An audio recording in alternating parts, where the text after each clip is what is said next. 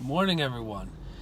So, I was listening to Daniel yesterday, and King Nebuchadnezzar seems to have a little bit of relevance to just about every single one of us as Christians.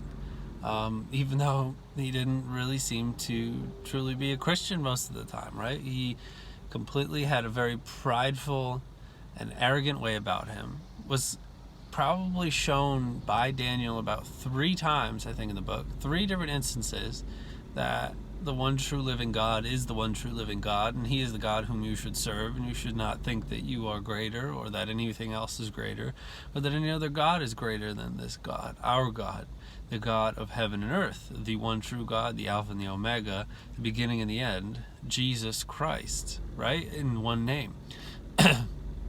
So, I saw that there's this pattern that he had where it would be, wow, oh my goodness, God, you're amazing.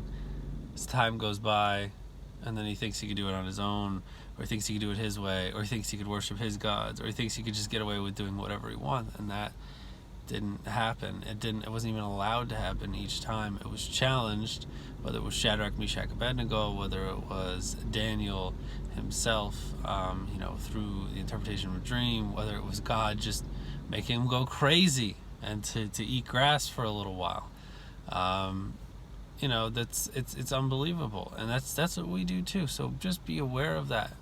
Be aware that we're prone to that, and be more focused on obedience and submission to God and to his word, because he's laid it right out there for us. We need to be submissive. We need to be obedient to the one true living God. That is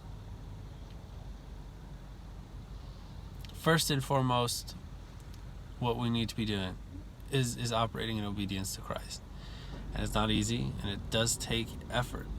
But first and foremost, it takes an acknowledgement of our own weakness and an asking for God's strength in our lives to complete his task that he has set out before us. Love you guys. Be encouraged.